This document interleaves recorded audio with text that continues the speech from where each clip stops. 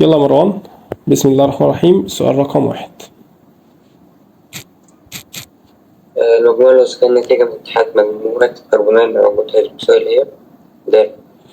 يا دكتورنا مجموعة الكربونيل ومجموعة الهيدروكسيل هي مجموعة الكربوكسيل. ليه؟ لأن يا دكتورنا الكربوكسيل عامل زي سي رابطة ثنائية ماسكة يا دكتورنا في او اتش، فده مجموعة او اتش اهي. دي يا دكتورنا مجموعة الهيدروكسيل، واللي جنبها يا دكتورنا ده هي كانت مجموعة مين؟ الكربونيل. تمام؟ رقم 2. كلا أي عائلة من عائلات المكونات العضوية يمكنها المركب التالي هتكون ب. العميدات يا دكتورنا مظبوط. تمام. ليه؟ لأن رسمتها عاملة ازاي يا دكتورنا؟ ماسكة في سي اتش 3، ماسكة في سي رابطة ثنائية، ماسكة في ان اتش 2. الجزء ده بنسميه على بعضه امايد يا دكتورنا. تمام؟ ده بنسميه امايد. رقم 3. المركب المكون يسمى بواحد والبيجون وينتهي لعائلة الإيثارات. هيبقى يا دكتورنا ده عيلة الإيثارات، لأن الأكسجين قاعدة في النص، والإيثر كانت ار ماسكة في او ماسكة في ار يا دكتورنا، يبقى ده الإيثارات. رقم 4. أربعة وحدات. 4 يا دكتورنا هو بيقول لي إيه؟ بيقول لي المركب المقابل يسمى إنيسول. ما السلسله المتكامله التي ينتمي اليها يا دكتورنا؟ الاو قاعده في بين 2 كربون، يعني ار ماسكه في او ماسكه في ار، برضه ايثارات يا دكتور. مريم. رقم 5. مريم. سير خلي حد أعمل كده عشان مكنتش لوحدي كنت بكلم ماما. يلا يا ملك. رقم 5. 5 هتبقى ج. 5 يا دكتورنا، اقرأي السؤال يا ملك بالله عليك. المجموعة الوظيفية الموجودة في المركب المقابل يا دكتورنا هتكون، والله يا دكتورنا دي استر، يعني أنا شايف إن دي استر، وفي نفس الوقت يا دكتورنا شايف إن أدام إن يبقى شايف أمين، يبقى أمين وإستر. رقم 6. أقرأ برضك الصيغة الجزائية للمركب المقابل هي نقط ويصنف على أنه تبقى الأولى ألف. هتبقى يا دكتورنا ألف، صح يا دكتورنا. دلوقتي السي قاعدة يا دكتورنا في النص، سي رابطة ثنائية او قاعدة في النص ما بين 2 أكسجين يا دكتورنا، يبقى على طول ده كيتون من غير ما نفكر. عندك كام كربونة؟ عد: 1 2 3 4 5 6 7 8 9 يا دكتورنا كام؟ 10 11 يا دكتورنا 12 اهون. يبقى انت عندك 12 و13 اهي. طب يا دكتورنا عد الاتشات، هادي 1 2 3 4 5 6 7 8 9 10 يا دكتورنا، 10 اتشات واكسجينايه واحده. خلاص تبقى الاجابه الف. ممتاز. ممكن 5 تاني. رقم 5 كمان مره. رقم 5 كمان مره يا دكتورنا. انا شايف ان دي، بص لما تيجي ترسمها، ادي حلقه البنزين بالشكل اللطيف ده هون، ماسكه يا دكتورنا في سي رابطه ثنائيه، ماسكه يا دكتورنا في او، ماسكه يا دكتورنا في سي اتش 2، ماسكه في سي اتش 2، ماسكه في ان. هنا يا دكتورنا عليها سي اتش كام؟ سي 2. سي 2 اتش 5 ماسكه يا دكتورنا في سي 2 اتش 5. حلو، دي الرسمه التفصيليه بتاعتها. فين يا دكتورنا؟ دي كده انا شايفها استر. مش احنا قلنا ان الاستر سي رابطه ثنائيه ماسكه في او ماسكه في ار ماسكه في ار؟ دي كده مجموعه الاستر. تمام، وانا شايف هنا اهو. طب الامين، الامين يا دكتورنا ان اتش 2. طب ما احنا استبدلنا الاتشات وحطينا مكانها مجموعه مين؟ ايسايل ومجموعه ايسايل كمان. خلاص، يبقى احنا معانا مين؟ تمام. امين واستر. يبقى اللي جاي. رقم 7. ملك.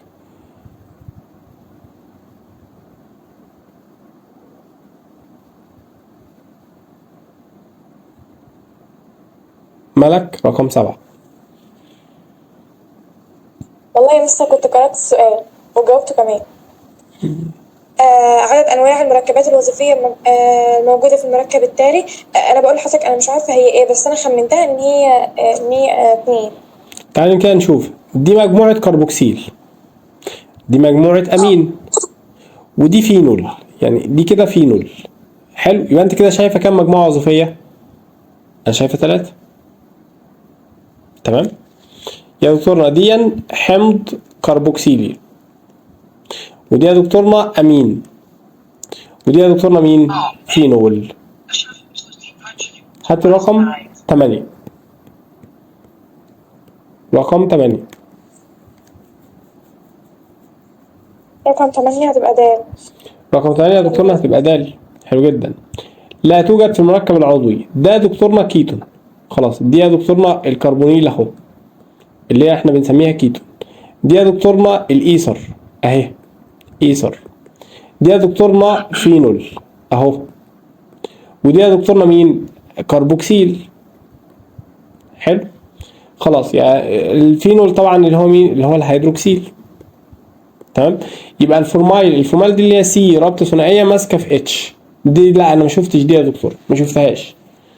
رقم 9 معاك الدور لسه. 9 لسه هتبقى د عشان كبير ومش صعب اقرا كل ده. حلو جدا يا دكتورنا. 9 هتبقى د.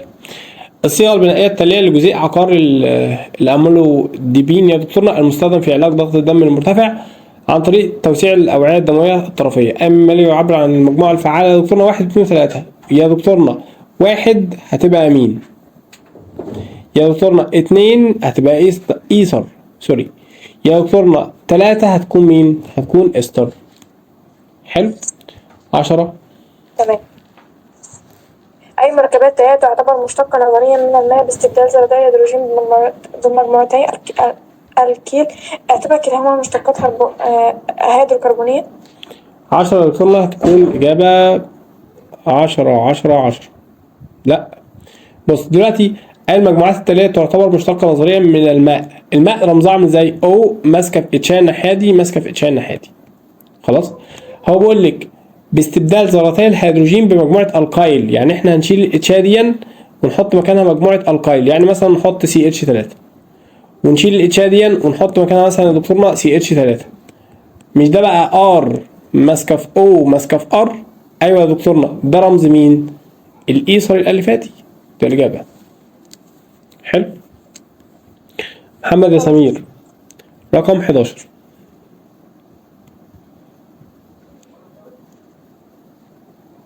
محمد يا سمير رقم 11 سامعني؟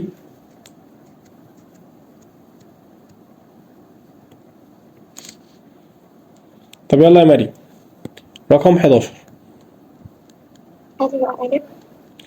يا جماعة اقرأ السؤال والنبي. يا دكتورنا أي مما يلي يتضمن مركبات تتبع سلسلة متجانسة واحدة. يا دكتورنا ده مجموعة الكربوكسيل، دي برضو مجموعة الكربوكسيل، دي مجموعة الكربوكسيل، يبقى كلها أحماض يا دكتور، تبقى ألف صح. تمام. كلها حمض كربوكسيلي. لكن ده يا دكتورنا في كحول، ده يا دكتورنا برضو كحول لكن ده حمض، مش تنفع. كحول يا دكتورنا الدهيد وحمض، ده دول 3. يا دكتورنا الدهيد وكحول وكحول، مش نافعة برضو. رقم 12.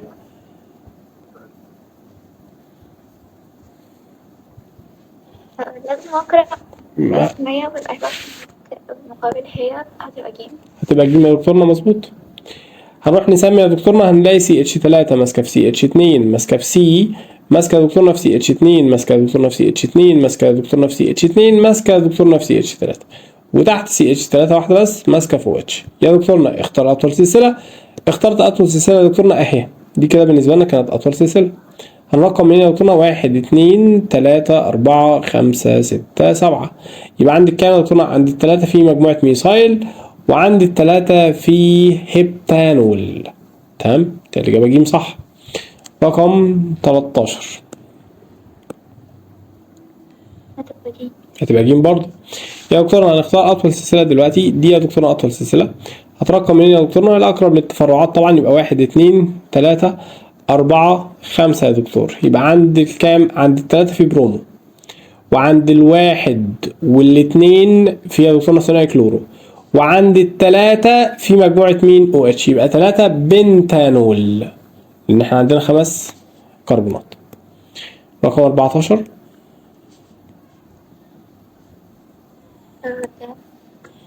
تاني ده صح. يا دكتورنا دلوقتي لو جينا نرسمها هنرسم الكربونة اللي في النص دي الأول، لأن جوه القوس سي اتش 3، فنقول يا دكتورنا كام؟ سي ماسكة يا دكتورنا في مين؟ ماسكة في سي اتش 3 فوق، ماسكة يا دكتورنا في سي اتش 3 تحت، ماسكة في بي ار. كده احنا رسمنا الجزء ده. بعد كده يا دكتورنا ماسكة في سي عليها سي ال فوق سي ال تحت، رسمنا الجزء ده. بعد كده يا دكتورنا ماسكة في سي اتش عليها او اتش يا دكتورنا، كده رسمنا الجزء ده. بعد كده يا دكتورنا سي اتش ماسكة يا دكتورنا في مين؟ ماسكة في سي اتش 2 سي اتش 3، أنا فكيت القوس، كده رسمنا الجزء ده. بعد كده يا دكتورنا ماسكة في مين؟ في سي اتش 3. اختار أطول سلسلة يا دكتورنا. اخترنا أطول سلسلة لقيناها بالمنظر الجميل ده يا دكتورنا، دي كده أطول سلسلة. هترقم منين؟ من الأقرب طبعا للتفرعات، 1 2 3 4 5 6 7. 7 يعني يا دكتورنا هبتانول، والهبت عند رقم كام؟ عند رقم 4، يبقى 4 هبتانول. دي أول جملة. عند رقم كام؟ عند رقم 2 كان فيه برومو، يبقى 2 برومو.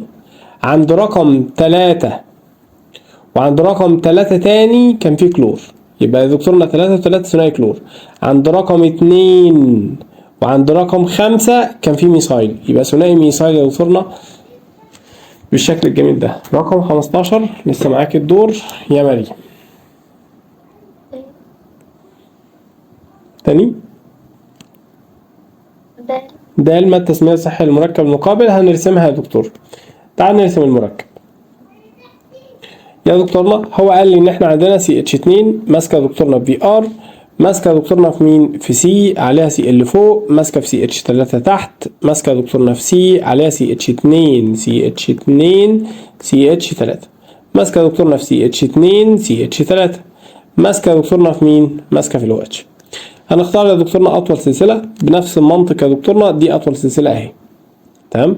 هنرقم منين؟ من الاقرب للتفرعات طبعا يا دكتورنا، يبقى هنا 3 4 5 6. 6 يعني يا دكتورنا هيكسانول، والاو اتش عند رقم 3 يبقى 3 هيكسانول، يبقى دي غلط يا دكتورنا، ودي كمان غلط يا دكتورنا. عند الكام؟ عند الواحد في بروم يبقى 1 برومو، عند الاثنين في كلورو يبقى الاثنين كلورو، عند الثلاثة في مجموعة ايسايل، الايس تيجي قبل الميس ايسايل، وهنا يا دكتورنا كانت ميسايل، يبقى 3 ايسايل 2 ميسايل يا دكتورنا، تبقى الإجابة د ممتازة. رقم 16 محمد يا سمير، هل أنت معنا؟ مش معنا، كل ما نيجي ننادي عليه ما نلاقوش معنا. يلا يا مروان رقم 16.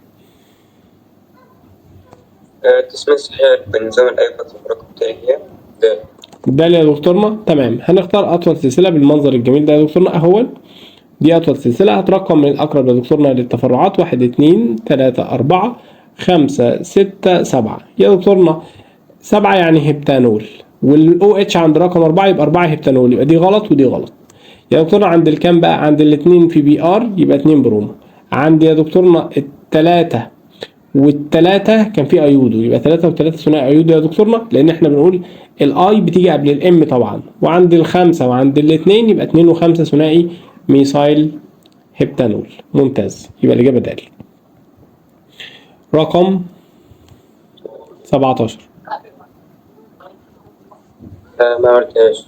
تعال نجرب نعملها مع بعض. التسمية الصحيحة للأيوباك يا دكتورنا، هنبدأ من الشمال نرسمها سي اتش 3 ماسكة يا دكتورنا في سي اتش 2، ماسكة يا دكتورنا في سي اتش، ماسكة في تفرع ماسك في 3 يا مروان اهو بالمنظر ده، فكتها ماسكة يا دكتورنا في او اتش. يا باشا ارسم، رسمنا، يلا نسمي. يمين ولا شمال؟ الأقرب يا دكتورنا للأو اتش، يبقى 1 2 3 4 5 6، يبقى 6 هكسانول. خلاص خلصت. وعند رقم كام؟ عند رقم 3 المفروض 3 هكسانول، ومفيش في الاختيارات 3 هكسانول. تمام،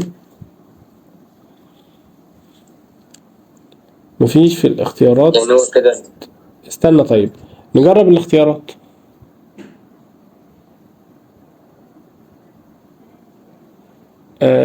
هو بيقولك تحتمل أن تكون،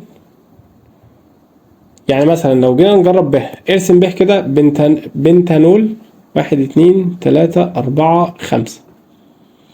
عند رقم 2 كان في مجموعة ميثايل، عند رقم 3 كان في مجموعة او اتش. التسمية بنظام الأيوباك للمركب المقاوم تحتمل أن تكون هي 4 هي 3 هكسانول، مفيش احتمالات. فاهم؟ يعني كده السؤال غلط. I think يعني. طب تعالى نرسم ده تاني، انا عايز بس اتأكد من حاجة. 1 2 3 يا دكتورنا عند رقم كام؟ عند رقم 1 كان فيه OH، وعند رقم يا دكتورنا CH2 ماسكة في CH2 ماسكة في CH3.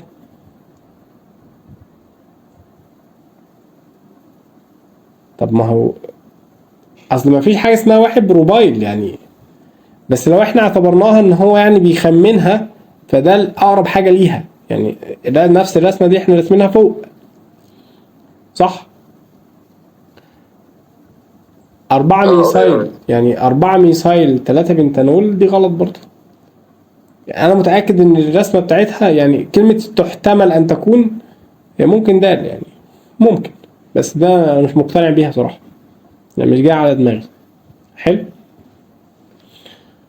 فخلاص كده كده بما ان احنا عارفينها فخلاص عديها لحد ما نتأكد منهم. ابعت لهم رسالة.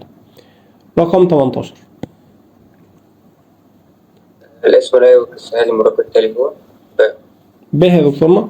تمام يا دكتورنا، هنا بالشكل اللطيف ده هترقم منين؟ ترقم طبعا من عند مين؟ الأقرب للمجموعة الوظيفية، يبقى هنقول له 3 ميثايل 2 بنتانول. ممكن نخرج وندخل تاني من نفس اللينك ومحدش يتأخر بليز، محدش يتأخر. اوكي يا دكتورنا 19 هتبقى الإجابة ب.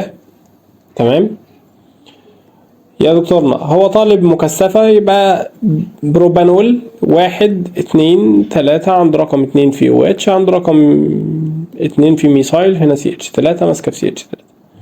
يبقى المكثفة ان هو عملها ازاي؟ واحدة التانية التالتة حطهم التلاتة جوه القوس، CH3 جوه القوس يا دكتورنا ماسكة في C عليها OH وخلاص. الإجابة رقم 20. أي من المركبات التالية بيحتوي على مجموعة أيزوبروبال تبقى ده. تبقى ده اللي يا دكتورنا كلمة الايزو معناها ايه؟ معناها ان انا لازم اشوف CH3 ماسكة في CH ماسكة يا دكتورنا في CH3. الوحيد اللي احنا هنشوف الحتة دي فيها هي ده اللي يا دكتورنا، يبقى 2 بروبانول.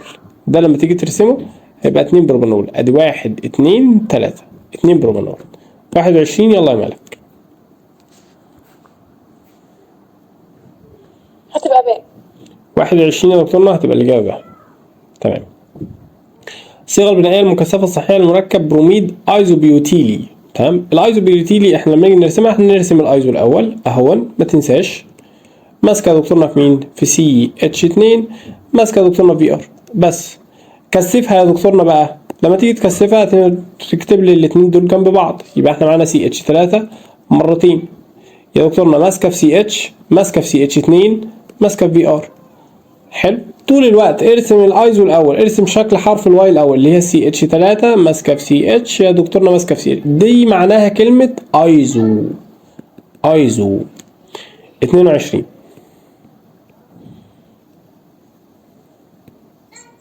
جيم. 22 يا دكتورنا هتبقى الإجابة جيم. المركب التالي حلو جدا، تبقى جيم صح. هنرسمها يا دكتورنا هيبقى معانا كام؟ CH3 ماسكة في C رابطة ثنائية ماسكة يا دكتورنا في CH ماسكة يا دكتورنا في CH3 ماسكة يا دكتورنا في CH2 ماسكة يا دكتورنا في CH2 ماسكة يا دكتورنا في Cl. تمام يا دكتورنا، هنا كده هنختار أطول سلسلة، هنرقم من الأقرب للمجموعة الوظيفية. دي كيتون طبعا، والكيتون بيتسمى أون.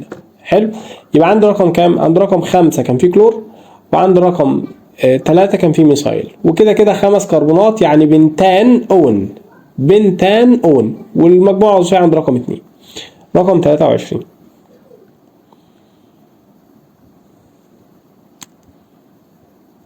افتح المايك. انا بتكلم وانا مقفول. هتبقى باء. هتبقى ب يا دكتورنا، هنختار أطول سلسلة بالشكل الجميل دون، تختار 1 2 3 4. يبقى عند رقم 3 كان في ميثايل، وعند رقم 2 في برضه يا دكتورنا مين؟ أون. تمام، يبقى 2 بيوتانون. رقم 24 وافتح المايك. 24 مصر هتبقى جيم. 24 جيم مظبوطة يا دكتورنا. اختار أطول سلسلة، دي أطول سلسلة أهي. تمام، عايز اقول لك على معلومه، لما تيجي ترسمها CH3 ماسكه في CH ماسكه في C رابطه ثنائيه ماسكه في H، وهنا يا دكتورنا حلقه البنزين، والله الرسمه اللي على الشمال هي اللي على اليمين اللي انا راسمها. تمام يا دكتورنا، اختار كده اهون، ادي 1 2 3. 3 يا دكتور وانت عندك الدهيد يبقى بروبانال. بروبانال عشان احنا قلنا ان الالدهيد بيتسمى بالال. وعند رقم 2 كان في مجموعة فينايل يبقى 2 فينايل بروبانال، تبقى الإجابة ج. ممتازة يا ملك. رقم 25. رقم 25 ممكن حضرتك تقولها؟ طبعا. الايزوبيوتيلي احنا متفقين مع بعض ان كلمة الايزو معناها CH3 ماسكة في CH ماسكة في CH3. كده انا رسمت كام كربونة؟ رسمت 3. حط يا دكتورنا CH2. حلو. وهو عايز مين؟ كلور، يبقى حط الكلور هنا. خلاص خلصت. دلوقتي لما نيجي نكثفها هتبقى عاملة ازاي؟ يا دكتورنا CH2 او CH3 مرتين. حلو. اهو CH3 جوه القوس مرتين. ماسكه يا دكتورنا في CH اهي. ماسكه كمان يا دكتورنا في CH2 ماسكه في Cl. دي موجوده فين يا ملك؟ انا شايفها في ج. هي نفس الرسم. جيم. 26 يا مريم.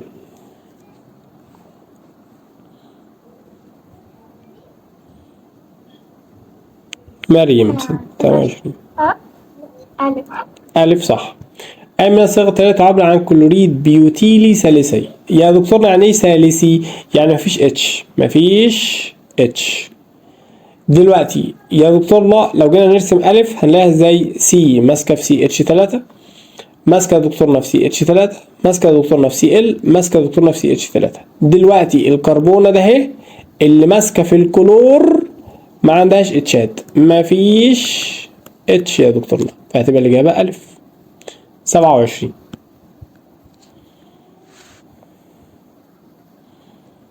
ماري. نعم. يلا. هتبقى جيم. جيم. يا دكتورنا الاسم الشائع للمركب ده هنرسمه. يا دكتورنا لما تيجي ترسمه ازاي؟ يا دكتورنا احنا معانا سي ماسكه في CH3 فوق، ماسكه في CH3 تحت، ماسكه يا دكتورنا في CH2 ماسكه في CH3. انا فكيت اللي جوه القوس. ماسكه كمان في BR. دلوقتي الكربونه ده اهي ما لهاش اتشات، يبقى ده يا دكتورنا كربونه مين؟ ثالثيه. حلو. ادام ما فيش اتشات يبقى يا دكتورنا ده لما تيجي تسمي بقى شائع تسميه ازاي؟ ادي 1 2 3 4 5. 5 يعني بنتان. يبقى احنا عندنا يا دكتورنا وفي BR يبقى بروميد بنتيلي ثالثي. تمام. رقم 28. بقى جيم. ده صح. ادام انت عايز بنتيلي ثالثي يبقى انت عايز كربونه معلهاش اتشات. تمام. يا دكتورنا لو جيت ترسم ده هتلاقي CH3 ماسكه في C ماسكه في CH3 ماسكه في C ماسكه في BR ماسكه في CH2 ماسكه في CH كام؟ 3. يا دكتورنا جيم لو جيت ترسمها برضو كربونه ماسكه في CH3 فوق، ماسكه في CH3 تحت، ماسكه في BR يا دكتورنا ماسكه في CH2 ماسكه في CH3 بالظبط. ما هي نفس الرسمه والله، هو بس عمال يخدعك. تمام. يعني المركب دون لو اتسمى هيتسمى 2 برومو 2 ميثايل، وده يا دكتورنا لو اتسمى هيتسمى 2 برومو 2 ميثايل. فعشان كده الاجابه د. كده يا دكتورنا الكربونه دي ما عليهاش اتشات تبقى ثالثيه، الكربونه دي برضه ما عليهاش اتشات يبقى ثالثيه. حلو.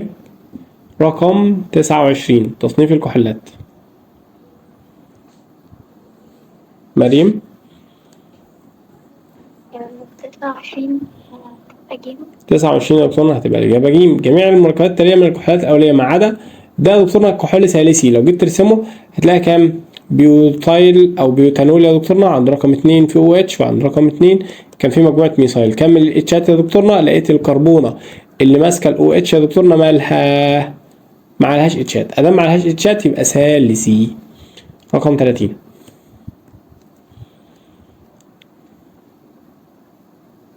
هتبقى ب. رقم 30 يا دكتورنا هتبقى الإجابة ب. تمام. 2 بيوتانول 1 2 3 4 عند رقم 2 كان في OH. كمل اتشات CH3 CH1 H2 H3 يا دكتورنا. والله انت لقيت اتشاية في الكربونة اللي ماسكة في الOH يبقى دكتورنا مين؟ ثانوي. وعنده OH واحدة يبقى هو أحادي الهيدروكسيل، يبقى ثانوية أو أحادي الهيدروكسيل. 31. محمد يا سمير هل أنت معنا؟ محمد 31. محمد يا سمير سامعني؟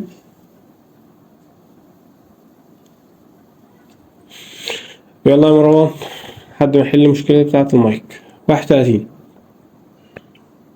جميع الكحولات الثلاث الثالثية معاها تبقى بقى 31 يا دكتورنا ب. لو جيت ترسمها يا دكتورنا بيوتانول 4. عند رقم 2 كان في مجموعة ميثايل، وعند رقم 1 كان في مجموعة OH. هنا يا دكتورنا CH2 H1 H2 H كام H3 يا دكتورنا. هنا انا لقيت اتشتين الكربونة اللي ماسكة في الOH عليها 2 اتش، يبقى ده يا دكتورنا كحول مين؟ أولي. تمام. بص عشان تقول لي ان هو كحول ثالثي لازم الرقم بتاع التفرع يساوي الرقم بتاع المجموعة الوظيفية طول الوقت. عشان تقول لي ان هو ثالثي يعني بمجرد النظر تعرفها، بمجرد النظر ان الكحول ثالثي يا دكتورنا الرقمين زي بعض يبقى ثالثية على طول من غير ما تفكر. 32. أقل عدد من ذرات الكربون يمكن أن يحتوي الكحولات الثالثية تساوي ج. هتبقى 4 يا دكتور، يعني ما فيش أقل من 4. ده أصل دلوقتي أنت معاك 1 2 وحطينا OH هنا يا دكتورنا. لو حطينا كربونة هنا بقى معاك اتش هنا، يبقى اقل حاجة لازم تحط كربونة كمان هنا، يبقى اقل رقم يبقى 4 ذرات كربون. عشان نقول يا دكتورنا ان الكربونة اللي شايلة ال OH معلهاش اي اتشات يبقى 4. رقم 33. الكتلة المولية لأبسط كحول ثالثي تساوي تبقى بقى 33 يا دكتورنا هتبقى الإجابة ب. حلو جدا يا دكتورنا. ما احنا قلنا ان ابسط كحول ثالثي لازم يكون عنده 4 كربونات، يبقى الاتش بتاعته بكام؟ ما احنا اتفقنا مع بعض ان الصيغه العامه بتاعته CnH الاثنين ان يا دكتورنا زائد الاثنين O، يبقى C4 الاتش بتاعتها ب 10 O. احسب يا دكتورنا الكتله الموليه كده C4H10O تساوي ال 12 في 4 زائد الواحد في 10 زائد ال 16 تطلع ب 74. 34. أبسط كحول أيزو أولي بيحتوي كام ذرة كربون تبقى بقى 34 يا دكتورنا هتبقى الإجابة ب. حلو جدا. أبسط كحول أيزو أولي. أيزو يا دكتورنا يبقى كام؟ CH3 ماسكة في CH ماسكة في CH3. لو حطيت هنا OH بقت أيزو ثانوي، يبقى زود كربونة كمان وحط ال OH بقى أيزو أولي. حلو. يبقى لازم يحتوي على كام كربونة يا دكتورنا؟ 4 كربونات بالمنظر الجميل ده. أنا مش عارف الناس اللي ما بترسمش ليه. 35. هي اصلا يا مستر ما بتتحدش غير بالرسم. بالظبط أنا مقتنع. 35. سؤال عمل الكحولات اللي بتكون لها الجليسرول تبقى ج. هتبقى ج برضو على السبورة المرة اللي فاتت يا دكتورنا والله. تمام. الجليسرول رمزه عامل ازاي؟ CH3 ماسكة في CH2 ماسكة في CH أو CH. تعال نعملها تاني. CH2 ماسكة في H ماسكة في CH2 يا دكتورنا. هنا كده عليها OH ماسكة يا دكتورنا في OH ماسكة يا دكتورنا في OH. دلوقتي الراجل ده بينتمي للصيغة العامة CnH الاثنين N زائد الاثنين والO ب3. طب هو مش كاتبها لي كده، امال كاتبها ازاي؟ كاتبها يا دكتورنا C 3 والاتش بتاعتنا بكام؟ 2 1 3 و2 5 ويا دكتورنا عندنا OH كل 3. يبقى خلاص اخضع له انت بقى للصيغة العامة هتبقى كام؟ CN H يا دكتورنا الاثنين N يا دكتورنا كام؟ الاثنين في 3 ب6 يبقى نقص 1 عشان تبقى 5 ماسكة في OH يا دكتورنا لكل 3. تمام. انت اللي بتجيب انت الصيغة العامة عادي. اوكي. 36 يلا يا ملك.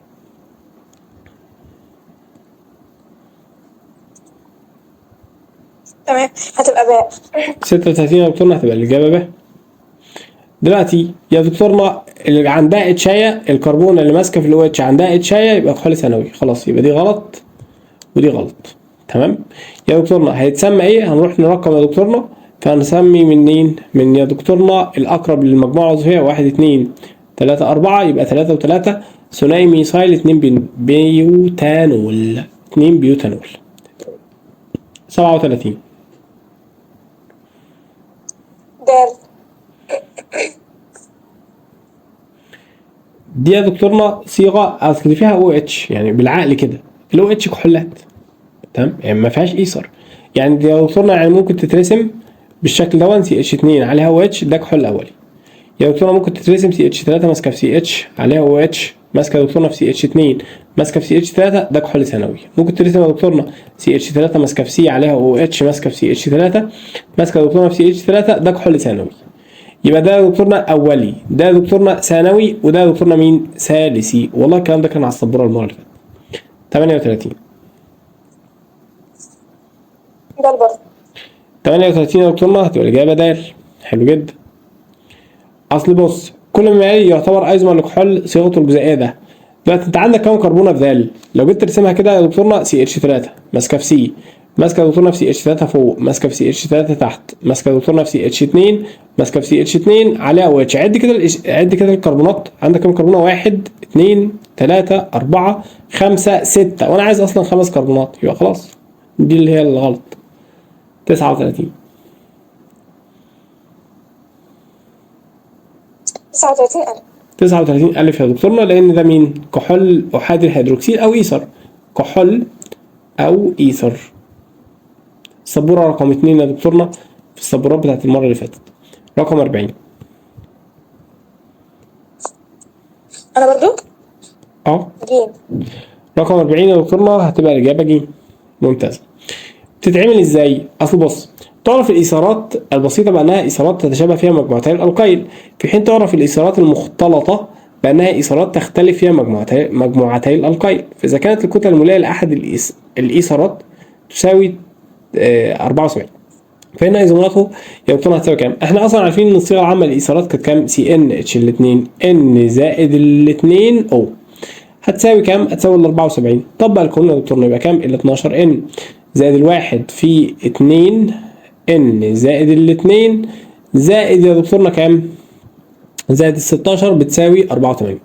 يا دكتورنا هتروح تقول لي ان ال 14 ان بتساوي يا دكتورنا الحته دي ب 18 واديها الناحيه الثانيه يبقى كام؟ 84 ناقص ال 18 يا دكتورنا، يبقى ال 14 ان او الان الواحده يعني، تمام؟ نعملها على طول. الان الواحده بتساوي 84 ناقص ال 18 على ال 14، طلعت بكام؟ هتطلع يا دكتورنا بكام يا ولاد؟ ب4 صح؟ طلعت ب4؟ طلعت ب4. يبقى دلوقتي الصيغه العامه بتاعتنا كانت كام؟ سي 4، الاتش بتاعتنا يا دكتورنا ب 10 او، بس احنا عايزين نرسمها في صيغه الايثر بس مش الكحول. هو قال لك المتشابهه بتتشابه فيها مجموعتي الالقيل، يعني احنا ممكن نحط الاكسجين هنا كده سي اتش 2 ماسكه في سي اتش 3، هنا كده يا دكتورنا سي اتش 2 ماسكه يا دكتورنا في كام؟ في سي اتش 3 كده. دي متشابهه مع دي. يبقى هل ممكن نعملها حاجه ثانيه؟ لا. يبقى يا دكتورنا المتشابهه لازم تكون واحد، يبقى دي غلط ودي غلط. طب المختلطه بقى، والله هنحط الاو، نحط الناحيه دي مره 3 يا دكتورنا بالشكل اللطيف ده، ونحط الناحيه دي واحده، تمام؟ طب يا دكتورنا الثالثه هتكون الاو ماسكه يا دكتورنا عليها تفرع بالشكل دوت، وهنا كده يا دكتورنا ماسكه في اتش طبعا، ماسكه يا دكتورنا في سي اتش 3. حلو بالشكل ده. يبقى احنا كده المختلطه رسمناها 2، لكن المتشابهه رسمناها واحده بس، تبقى الاجابه ج يا دكتورنا. الاجابه ج. خلاص. رقم 41 يلا يا مريم. 41 41 يا دكتورنا هتبقى الإجابة ب. ممتازة. كحول أولي يا دكتورنا احنا والله ممكن نرسمه، انت عندك 4 كربونات يعني سي اتش 3 ماسكة في سي اتش 2 ماسكة في سي اتش 2 ماسكة في سي اتش 2 وهنا كده او اتش. طب يا دكتورنا هنا كده سي اتش 3 ماسكة في سي اتش 2، أو خليها يا دكتورنا هنا مثلا ماسكة في سي اتش 3 ماسكة يا دكتورنا في سي اتش 2 ماسكة في او اتش. الاتنين دول كحول أولي، هنا كده يا دكتورنا كحول أولي. طب كحول ثانوي يا دكتورنا كحول ثانوي يبقى هترسمها واحده بس، يعني سي اتش 3 ماسكه في سي اتش عليها او اتش يا دكتورنا ماسكه في سي اتش 2 ماسكه في سي اتش 3. ده يا دكتورنا كحول ثانوي. طب يا دكتورنا الثالثي، اصل انت عندك 4 كربونات، يبقى كربونه ماسكه في كربونه ماسكه في كربونه ماسكه في كربونه تحت ماسكه في او اتش فوق، بس خلاص خلصت اهو بالمنظر الجميل ده. ده يا دكتورنا مين؟ ثالثي. يبقى رسمناها 2 اولي، رسمناها واحده ثانويه، رسمناها يا دكتورنا كام؟ ثالثيه واحده. طب الايثار يا دكتورنا ممكن ترسمها واحد ماسكه في كربونه ماسكه في او ماسكه في كربونتين يا دكتورنا، دي الرسمه الاولى. الرسمه الثانيه 1 2 3 ماسكه في او ماسكه في واحده، دي الرسمه الثانيه. الثالثه يا دكتورنا ماسكه في مين؟ الثالثه بتاعت الايثار كربونه ماسكه في كربونه ماسكه في كربونه فوق ماسكه في او ماسكه في كربونه.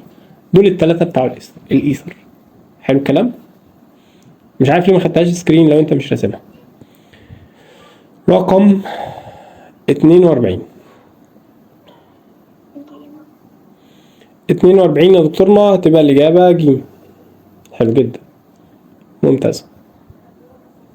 كل ما يأتي يعتبر ايزومر لإيثر ايزوبروبيلي ميثايل. الايزوبروبيلي ميثايل يعني ايزو يا دكتورنا اهون، ده كده الايزوبروبيلي. ميثايل يبقى هنا كده في مجموعة ميثايل. تمام، يبقى انت كده استخدمت كام يا دكتورنا؟ استخدمت كام كربونة؟ 1 2 3 4. تمام، يبقى يا دكتورنا ده ايثر ثنائي الايثايل، انت كده برضو استخدمت 4 كربونات. هنا ميثايل وبروبايل يبقى انت استخدمت 4 كربونات. بيوتايل يبقى يا دكتورنا مين؟ او بيتانول يبقى انت استخدمت 4 كربونات. لكن يا دكتورنا ميثايل وبيوت كانت استخدمت 5 كربونات، كده ما ينفعش. طبعا كان في هنا او اتش، تنساش. تمام. رقم 43. 43 ممكن حضرتك تعملها؟ أي من الأزواج الآتية ليست أيزومرات يا دكتور؟ دلوقتي بكل بساطة بصي ركزي، ميثايل وبنت يبقى دول ميث وبنت يعني 6 كربونات، وهنا ثنائي ميثايل وبيوتانول يعني برضو 6، يعني كربونتين و4 يبقى 6 كربونات، يبقى أكيد أيزومر لبعض. تمام يا دكتورنا. بيوتانون كيتون وبيوتانال الدهيد يا دكتورنا، بيوت وبيوت يبقى ايزومر لبعض. تمام، لكن بص على كام؟ بص يا دكتورنا على جيم. ميث وبروب دول 4، ايثر ايزوبروبايل دول 3، وميث يعني واحدة يبقى دول 4، يبقى والله ممكن. طب تعالى بقى بص على دال.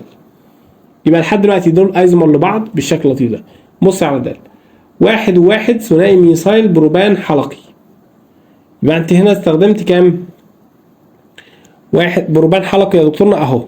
تمام، هنا كده CH3 ماسكه يا دكتورنا في CH3، ويا دكتورنا ايثايل بيوتان حلقي، ادي البيوتان، وهنا كده يا دكتورنا C2 H كام؟ H5.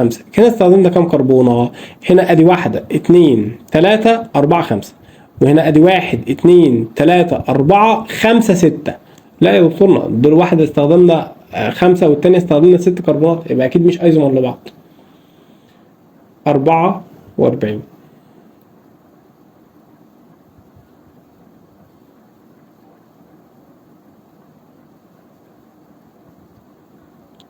44 يا دكتور؟ 44 تبقى جيم. هتبقى جيم يا دكتورنا، لان الان اكبر من الاثنين. حلو، يعني مثلا ممكن تكون 3، يعني مثلا 1 2 3 رسمتها بكيتون، و1 2 3 رسمتها بالدهيد، احنا الاثنين صح، تبقى جيم. حلو. طب 45 بقى، لسه معاك الدور.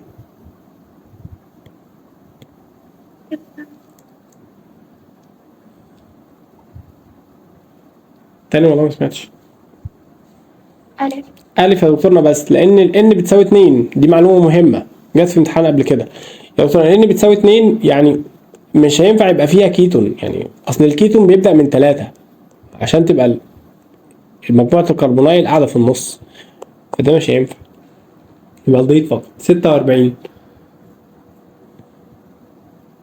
محمد يا سمير، لحظة. محمد يا سمير، هل أنت معنا؟ يا محمد هل أنت معنا؟ يلا يا مروان. 46.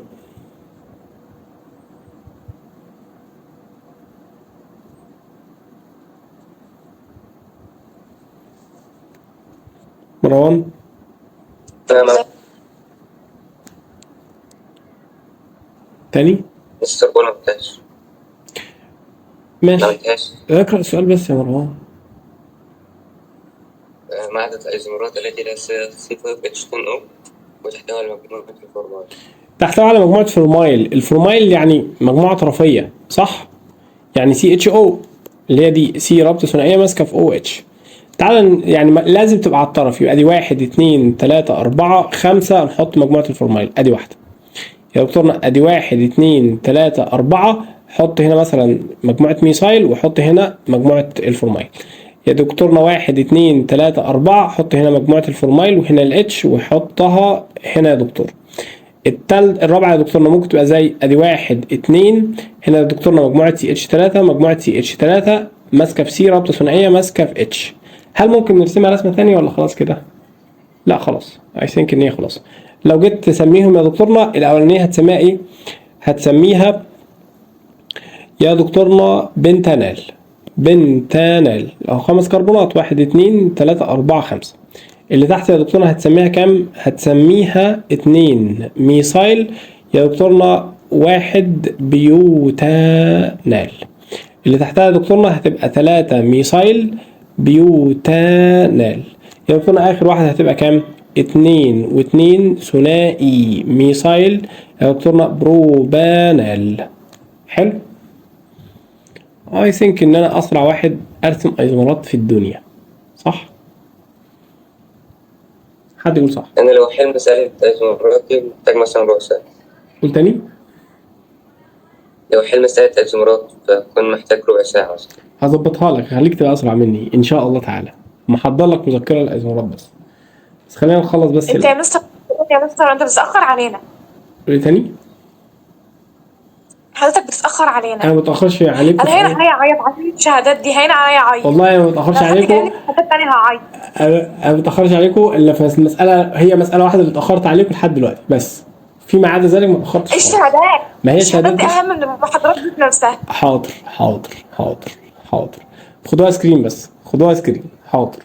والله يا ولاد رمضان صعب. انتوا مش مدركين ان رمضان صعب والله العظيم. يعني انتوا اكيد عارفين ان رمضان صعب والله. يعني حتى لو ما اكلتيش هتنامي برضه، تمام؟ المشكله مش في كده، المشكله ان زحمه الوقت بشكل مبالغ فيه. والله ما الاقي وقت. انا بس مجرد ما الاقي وقت ليله العيد هفرحكم ليله العيد. اوكي. 47 ناتج حل الميت في وسط قلبي 1.24 كيلو. فهتبقى جيم. تبقى جيم يا دكتورنا. اصل دلوقتي انت معاك مين؟ بيوتان 1 2 3 4. عند رقم 1 كان فيه كلور وعند رقم 4 كان فيه كلور. هنروح نفعلها يا دكتورنا في وسط قلوي يبقى كي او اتش مثلا، فهتتحول ل 1 2 3 4. هنا يا دكتورنا هتبقى او اتش وهنا كده يا دكتورنا كو اتش. وتكمل كل الاتشات بقى سي اتش 2 اتش 2 اتش 2 اتش 2 يا دكتورنا الناحيه الثانيه اتش 2 اتش 2 اتش 2 اتش 2 زائد مين؟ زائد يا دكتورنا الكي سي ال 2 برضه. تمام. رقم 48 بروميد الألقاب المناسب لتحضير الحل الأيزوبروبيلي بطريقة العامة هو تبقى ألف. يا دكتورنا هتبقى بروميد الألقاب المناسب لتحضير الكحول الأيزوبروبيلي بطريقة العامة هو 2 بروبان. يا دكتورنا ادي بروبان بالشكل اللطيف ده. لو اتفاعل يا دكتورنا بالكي او اتش بالشكل اللطيف ده هتشيل البي ار مع الكي فيطلع يا دكتورنا على هيئة كي بي ار زائد مين يا دكتورنا ال اتش تطلع مكانها. ف1 2 3 ما هو ده بقى يا دكتورنا ايزوبروبيلي. هو ده الايزوبروبيلي. سي اتش 3 الناحية دي اتش واحدة اتش 3 الناحية دي. 49 ما هو هاليد الألقاب المناسب لتحضير 3 بنتانول تبقى د. 49 يا دكتورنا هتبقى الإجابة د. ما هو هاليد الألقاب المناسب لتحضير يا دكتورنا 3 ميثايل 2 بنتانول. ارسم أصلا المركب اللي هو طالبه. يعني لو رسمت المركب اللي هو طالبه بنتانول 1 2 3 4 5. عند رقم 2 كان فيه او اتش وعند رقم 3 كان فيه مجموعة ميثايل. كل اللي مطلوب منك ادام هو طلب منك هاليد القايل انك تشيلها يا دكتورنا، تشيل مجموعة الاو اتش اقصد وتحط مكانها اي بي ار في الدنيا اهي بالشكل اللطيف ده. بس ده كل اللي مطلوب منك. هو عاكسها. يعني ايه عاكسها؟ يعني اعملها كده. تمام؟ عشان تبقى انا زي الاختيار بالظبط. هنا كده بي ار ماسكه دكتورنا في سي اتش 3. هنا دكتورنا هتبقى هنا كده البي ار ماسكه هنا كده في سي اتش 3 زائد مين؟ زائد الكي او اتش. بس كل اللي انا عملت ايه؟ شلت يا دكتورنا الاو اتش دي كانت او اتش. شلت يا دكتورنا الاو اتش من هنا حطيت مكانها بي ار. بس هو ده هيدي الارقام المناسب. عشان كده اخترنا د. 50 أي مركبات التالية بينتج من تسخين جديد أيزوبروبان مائي اللي بتصل كده تبقى ألف يا دكتورنا. ممتاز. أصل دلوقتي يا دكتورنا تسخين جديد أيزوبنتيلي دلوقتي الايزو كانت عامله زي سي اتش 3 ماسكه في سي اتش، ماسكه في سي اتش 3، ماسكه دكتورنا في سي اتش 2، ماسكه دكتورنا في سي اتش 2، ماسكه في او اتش. ده الايزو. لا هنا يا دكتورنا يود، هو قال يود، راحت اتفاعلت مع الكي او اتش بالشكل اللطيف دون، فهتدينا نفس المركب يا دكتورنا سي اتش 3 ماسكه في سي اتش عليها سي اتش 3، ماسكه دكتورنا في سي اتش 2، ماسكه دكتورنا في سي اتش 2، ماسكه دكتورنا في او اتش اللي هي د او الف سوري. 51 يلا يا ملك.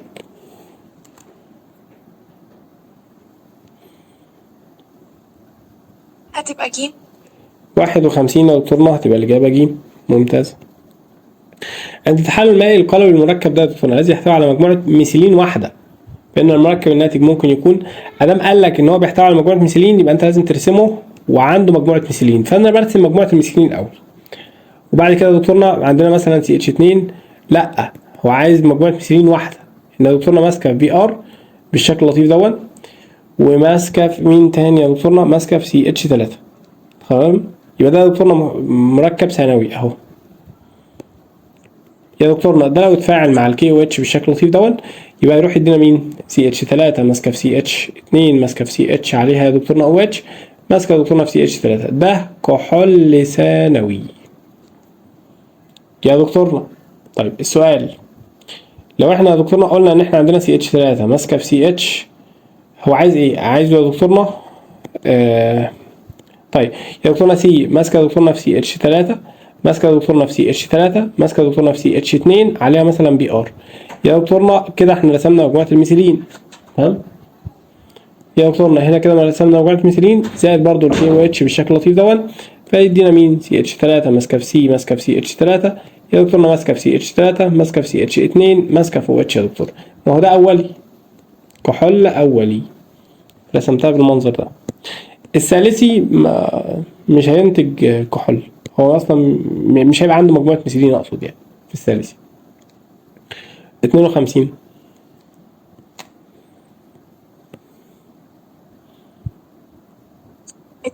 هتبقى باء. 52 هتبقى باء. حلو. 53 لان طبعا يا دكتورنا اليود اكبر من البروم اكبر من الكلور في الحجم. تمام.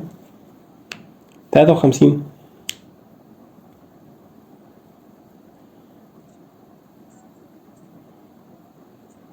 انا مش عارفاه. 53 يا دكتورنا هو عايزه عند التحلل المائي القلوي يا دكتورنا الذي يحتوي على مجموعه ميثيلين واحده. يعني ايه ميثيلين؟ يعني سي اتش 2 رسمه واحده بس. لو جينا نرسم الخمس كربونات يا دكتورنا سي اتش 3 ماسكه في سي اتش 2 ماسكه في سي هنا كده يا دكتورنا سي اتش 3، كده احنا رسمنا 4 ماسكه يا دكتورنا في سي اتش 3 ماسكه يا دكتورنا في او اتش. تمام كده يا دكتورنا احنا رسمنا الخمس كربونات 1 2 3 4 5. يا دكتورنا لو شلنا الاو اتش وحطينا يود ده يا دكتورنا كحول، يعني رحنا فعلناه يا دكتورنا مع الكيو اتش بالشكل ده فيروح يدينا كحول ثالثي. ازاي يا دكتورنا؟ نشيل اليود ونحط مكانها مين؟ الاو اتش. ده دلوقتي كحول ثالثي. خلاص. طيب هل ممكن نرسمها يا دكتور وعندنا مجموعه ميثيلين واحده؟ هل ممكن نرسمها يا دكتورنا بشكل اولي؟ تعال نشوف. هنا يا دكتورنا سي اتش 3 ماسكه في سي عليها يا دكتورنا سي اتش 3 ماسكه يا دكتورنا في سي عليها سي اتش 3، كده احنا رسمنا كام كربونه؟ 1 2 3 4 يا دكتورنا ماسكه في سي اتش 2. احنا رسمنا كام كربونه؟ 1 2 3 4 5. لا مش هتنفع برضه. طب نرسمها تاني يا دكتورنا. يا دكتورنا هتبقى 1 سي اتش 3 اهو، يعني دكتورنا سي اتش 2 ماسكه دكتورنا في او اتش، ماسكه دكتورنا في سي اتش كام؟ عليها سي اتش 3، ماسكه دكتورنا في سي اتش عليها كام؟ سي اتش 3، ماسكه في سي اتش 3. بس خلاص. تمام. ده دكتورنا كحول مين؟ رسمت كام كربون دلوقتي؟ 1 2 3 4 5 6. لا دول 6 ولاد مش هينفع. تمام. طب ما تشيل دي يا دكتورنا وتحطها الناحيه دي، حطها في النص اهو بالشكل ده سي اتش 3. تمام بالمنظر ده. ده يا دكتورنا بقى مين؟ بقى اولي وعندك مجموعه ميثيلين واحده. حلو. يبقى احنا نقدر نرسمها بشكلين يا دكتورنا، اولي وثالثي، عشان يبقى عندنا مجموعه ميثيلين واحده. لكن الثانوي هيبقى عندنا اكتر من مجموعه ميثيلين. رقم 54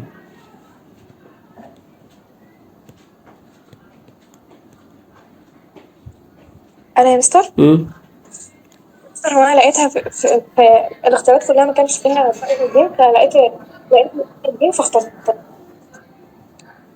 تاني والله ما سمعتش. اللي هي ده يا مستر، اللي هي باء وجيم. باء وجيم صح والله.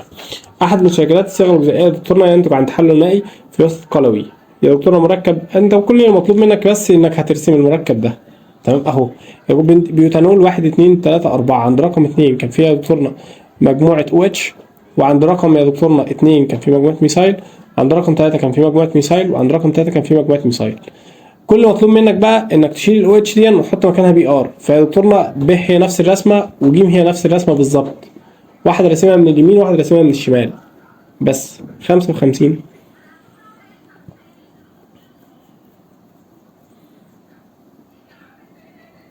مالك 55 مستر هيبقى 55 تكرار. 55 دال. حلو. ممكن نكتفي بهذا القدر يا جماعه، نكتفي بهذا القدر. هو اصلا كل اللي ناقص تقريبا 4 اسئله. الواجب بتاعك بقى هو الخواص الفيزيائيه.